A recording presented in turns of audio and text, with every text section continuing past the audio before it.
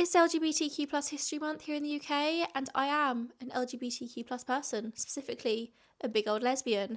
And on this channel, I talk about gay books. So it only makes sense I'm going to make a video about history. Considering the current political climate, I think it's very important that now more than ever, we acknowledge this month and what it means and what we can learn from it. Pride Month in June is for fighting, for resistance, for protests. LGBTQ plus History Month is for learning about our past, learning about the people who came before us, who allow us to live so openly nowadays. And obviously, I say that with a very big asterisk next to it, because not everyone can live openly and proudly. For a lot of people, their rights are being actively rolled back. And we want to stop that from happening. People love to bitch about gayness and transness as if it's this brand new thing, like the newest fad that all the kids are jumping on. But that couldn't be further from the truth. LGBTQ plus people have always been here. They've always existed. History will show us time and time and time again. And that's just what we know. Imagine the amount of gay and trans people that have been covered up by history that never got their stories to be told. We've always been here. We've just not always been allowed to be present, to be loud about who we are. So today I want to share with you some books, both fiction and non-fiction, that show a snippet of that history. I will admit most of this, all of this, is recent history from the last 100 years. I haven't read much before that point, but it's still history nonetheless. But also saying that, if anyone does have any book recommendations for ancient queer history, please do let me know. I'd be fascinated to read it. My particular area of interest when it comes to queer history is the AIDS crisis, and I have read a lot of books about the AIDS crisis. I've listened to a lot of podcasts about it. It's a special interest of mine. I want to learn everything I can. It makes me so incredibly angry. Every time I learn about it, I just get more and more angry. But some part of me, I just need to know everything. So we do have a couple of books here about the AIDS crisis. This is When You Call My Name by Tucker Shaw, not to be confused with Call Me By Your Name by Andrew Asman. Different books. When You Call My Name by Tucker Shaw. This is a beautifully written fiction novel about two teenage boys, Ben and Callum, who are both realising that they're gay and going on their self-discovery journeys in 1990 in New York City at the height of the AIDS crisis. This is a young adult book. It is about teenagers, but honestly, do not let that put you off. This is so masterfully written. You really feel like you were there in New York City. You were experiencing life alongside these two boys. As I said, the main characters in this are Ben and Callum. You sort of go into it expecting that they're going to be the romantic couple of this book. That's not the case. They are two boys leading totally separate lives who kind of overlap at some points, but not hugely. Ben is super interested in fashion, and he's also just been kicked out by his mum when she found out that he was gay, so he is now living in New York City with his brother and pursuing a career in fashion. Ben really falls into the whole queer culture of New York City. He really falls into the nightlife aspect of queer culture, and through that he discovers who he is. Whereas Callum has a very different trajectory. He meets a boy in a corner shop in the West Village and he falls in love with him, but soon realises that the person he's in love with has got HIV and he is going to die one day soon. And so Callum is trying to grapple with his sexuality, with the fact that the person he's in love with is dying from this disease that nobody seems to be doing anything about, they don't know loads about it. In 1990, things were beginning to progress at this point, the government were taking it seriously, scientists were taking it seriously, doctors were taking it seriously, which they hadn't for many years. But still, they were nowhere near the idea of a cure, so it was just a very, very scary time. And Callum just wants to be with his love, and it's not that easy. Something that both Ben and Callum have in common in this is how heavily they lean on the queer community around them, and that was just another really beautifully written aspect of this book, just how important it is to have other gay people in your life who understand and get what you're going through. This is a love story to New York City, to the queer community, to the resilience of the queer community. It is just such a lovely, lovely book. I hear nobody talking about this, and I think everyone should read this. It was just so sweet, so heartbreaking, so visceral, you feel like you were there. I probably am a little bit biased because I love New York City so much, so much. I love that place, and any book about New York, I'm going to automatically love it a little bit more. But honestly, please read this. This is a fiction book, but it's very much based on Tucker Shaw's own experiences in life. He writes in the author's notes at the end, When You Call My Name is fiction. It represents only the tiniest slither of the continuing experience of HIV/AIDS. None of its events happened in real life, not exactly. None of its characters existed in real life, not exactly. St. Hugh's Hospital, Dome Magazine, Sonia's Village Video, none of these places existed in real life, not exactly. But you exist in real life, and I exist in real life, and that means that hope exists in real life. It just feels like a very touching tribute at the end, and very touching and relevant words. Next up, we have this absolute chunk of a book. This is And the Band Played On by Randy Shilts, Politics, People and the AIDS Epidemic. This is non-fiction, and it covers everything there is to possibly cover about the AIDS epidemic, from where it started to where it is, or where it was at the point he wrote this book. It talks about politics and government and the failures of the government. It talks about doctors and the media, and how the media really perpetuated a lot of fear around the AIDS epidemic. This book it will leave you so angry. Like, every time I dip into this, I end up feeling so much rage. But I think it's important that we all know just how much the gay community were failed in the treatment of the AIDS epidemic. Like, they were failed in every single aspect. I'm not going to lie to you, I've never read this book cover to cover because it is massive. I mean, how many pages is this? This is 605 pages long, and the text in it is absolutely tiny. So I haven't read it cover to cover, but I've dipped in and out of this more times than I could possibly tell you, to the point where I probably have read every single chapter in the wrong order.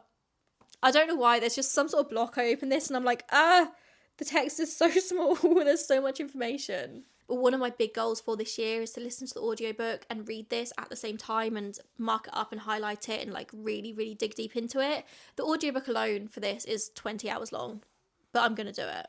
This book is incredibly political. It is very, very heavy, but it is the best representation that you are going to possibly find about the AIDS crisis. You will not get better than this. He lays out all of the homophobia, whether it was very blatant homophobia or very insidious hidden homophobia, that led to so many people dying.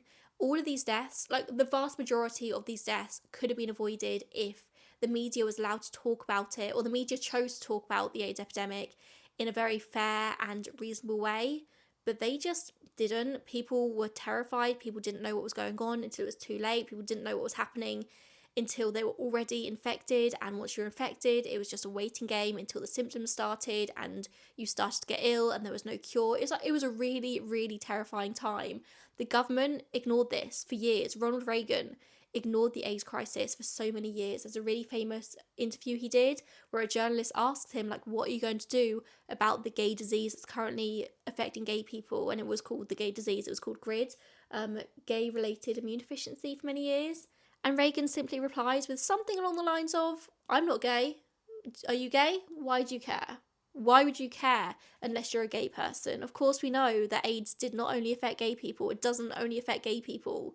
But that is how pervasive the homophobia was in this time. All of this had terrifying, rippling effects, and so many people died. So many people. This book, it should be required reading, and I'm going to require myself to read it properly this year. Moving away from the AIDS crisis, next up I want to talk about Variations by Juliet Jacks. This is a short story collection exploring the history of transgender Britain. This is masterfully written. I personally found it a bit hard to get through at points, but I feel like that is just the nature of short story collections. Like, some of them are really going to grab you, some of them aren't. It is what it is, but I still think this is really important reading if you want to get an idea of the history of being transgender, specifically in Britain, over the last 100 years. This is fiction, but it reads like it's non-fiction. I was very confused at some points when I was reading it. I kept having to check that these stories they're talking about aren't real, because it feels so real. You can so tell that Juliet Jacks has really, really done her research. She knows what she is talking about.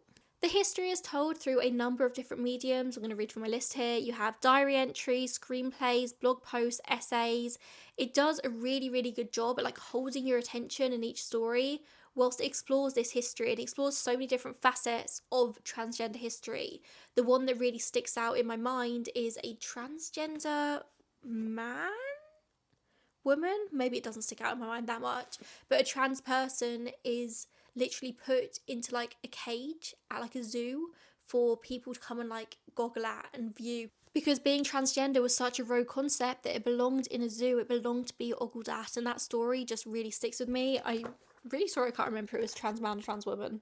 The trans community, or LGBT people as a whole, but specifically the trans community, have a big fight ahead of them in the coming years. Like, we all need to stick together. We all need to fight against the fascism that is currently about to take over our politics, or has already taken over politics.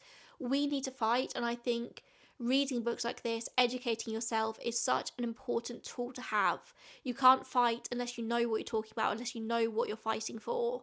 And this book, I think, is so important. Like, it covers so many important issues. I need to read more books about the transgender experience. I say it every single year, but I always just end up going back to my nice, easy, fluffy sapphic romances, because why not? But I really need to read more books about trans people who have trans characters. Maybe I need to read a nice, fluffy, sapphic romance book with trans characters. If you've got any recommendations, let me know. Maybe that can be like my portal, my pathway.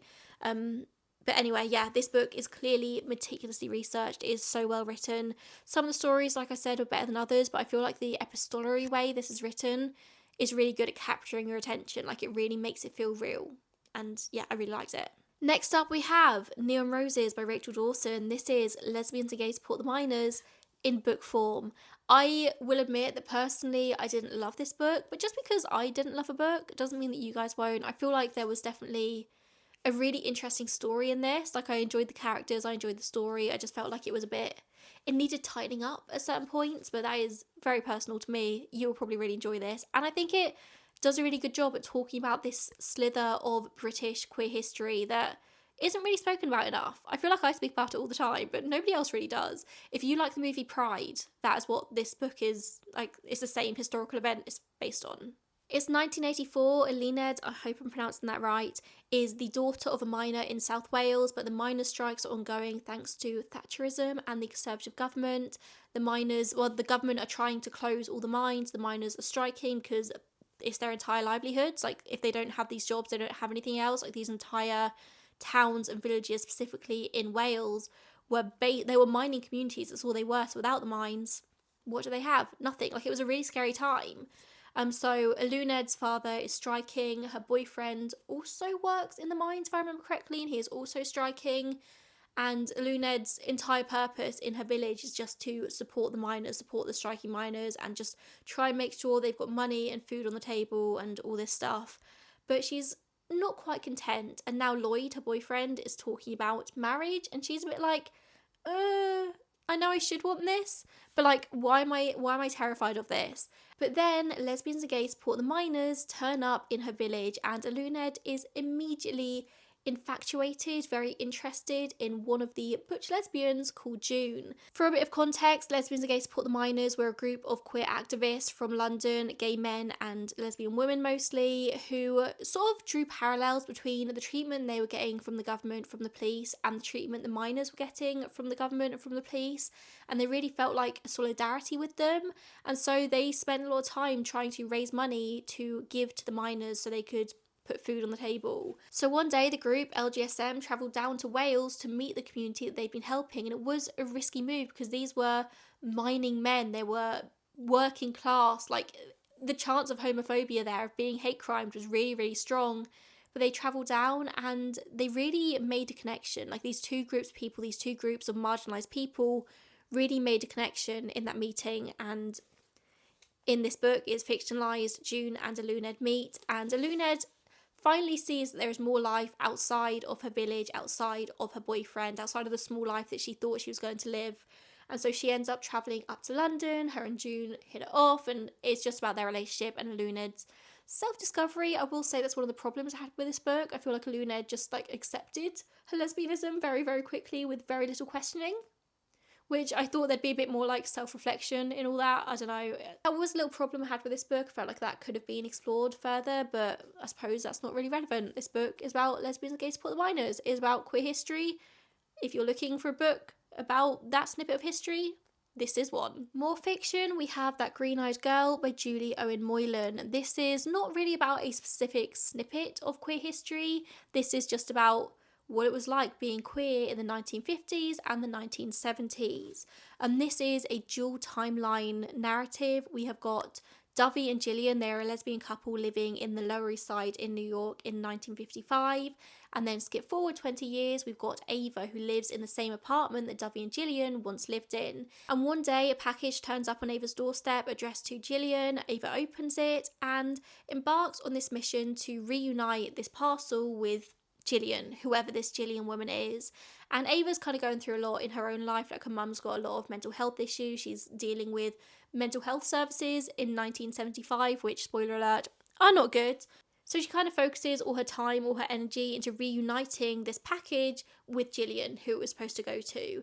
And in doing so, she finds out a lot about Dovey and Gillian. So that's the 1975 storyline. In 1955, Dovey and Gillian are living together as roommates, and they're roommates. Obviously, it was a terrifying time to be a queer couple. If they got found out they were teachers, they could lose their jobs, they could be ostracised from society. And Dovey, in a way, is kind of like, I don't care how society treats me, I just want to be with Gillian, like, she is the love of my life. Whereas Gillian is a bit more reserved. She's a bit more terrified of being treated that way by society. So you get to see both stories unfold alongside each other. You get to see these stresses of being in a gay relationship in this time. You get to see how some people are willing to make sacrifices to live an authentic life. Other people maybe aren't. You get to see snippets of queer nightlife. You get to see snippets of New York in this time. Like I said earlier in the video, I am a sucker for New York. It's my favourite place in the entire world. So any book set in New York, I'm going to love it. And I did love this. The twists, the turns, the way the stories like interconnect, so beautiful. There is a point in this book where I literally gasped because I was like, I can't believe that just happened. This is a very beautiful, very painful read. On a very similar note, I do also want to throw in a mention to Last Night at the Telegraph Club by Melinda Lowe. This is one of my favourite books ever, and I talk about it on this channel all the time, so I will not bore you with all the details, but just a slight overview. Lily Hugh is 17 years old. She lives in San Francisco, I want to say. California, somewhere, in the 1950s. It's the Red Scare. She is a third-generation Chinese American, and there is a lot of eyes on her family. Like, she cannot make a wrong move because otherwise her and her entire family could be deported. Like, people were really, really scared of China, of communism in this time. So she just had a lot of pressure on her. But Lily is also realising that she's gay, and that is something that is definitely going to draw attention to her and her family. Exploring her sexuality, Lily starts to go to a club called the Telegraph Club. She loves it in there, but of course it is a gay club, and gay clubs are illegal in this time, and that means it would often get raided by the police. So what happens one day when Lily is involved in a raid? I love this book so much. And the final book I want to talk about in this video is Gay Bar by Jeremy Atherton Lynn. Honestly, trying to narrow down the books I spoke about in this video was so difficult. I had so many that I wanted to talk about, but this is the last one I decided. Again, another one I will admit I haven't read all the way through, like cover to cover, but I have read chapters. And because this is non-fiction and each chapter is about like a different gay bar, you kind of don't need to read it in chronological order to like get what's going on. So I've dipped in and out of this. I've read about all these different gay bars. I specifically went in and read about all the bars that I've been to and the bars that I want to go to, but I do need to read it cover to cover. So again, I'm going to do that this year. But I love this, and so many publications named this one of the best books of the year. I don't think it was released last year, I think it was the year before, but so good. Listen to everyone saying this book is good. Gay bars across the Western world are currently closing at such an alarming rate. Like, they are closing left, right and centre. Lesbian bars in particular, there are barely any lesbian bars. And gay bars are such an important part of queer history, queer culture. Whether you drink, whether you don't drink, like whether you're interested in nightlife, undeniably, gay bars have always played a very important role in community, in connecting queer people. So in this, Jeremy Atherton Lynn dives into the history of all the gay bars that have shaped him and his peers over the years. He really goes into explicit detail about each bar and the stories that have happened there. So many things happen within four walls. Obviously, the bar that everyone knows about is Stonewall. Stonewall has undeniably played a huge part in queer history. It has shaped what the gay rights movement is today. But every other bar has an equally rich and interesting history. Once again, this book isn't about a specific event in queer history, but it's just an overview of queer history, of the journey that we've gone on. And yeah, I really recommend this. I really, really like this. So there you go. There are 7 books talking about queer history, that you should read this LGBTQ plus history month. Like I said, it is so important that we know our history, we know where we came from, because education is the key to fighting people. How are you going to have fights with people about queer rights if you don't have the facts? And that is the most Georgia sentence I may have ever uttered. I love facts. I love statistics. I love having data that I can throw at people. It's my favourite. Anyway, thanks for watching. If you have any recommendations for LGBT history books, put them in the comments down below. Fiction, non-fiction, I want to hear them all. Specifically, ancient queer history and trans history. Please let me know. Thanks for watching, and I'll see you in the next one. Bye, guys. Oh, my rings made a noise. ASMR.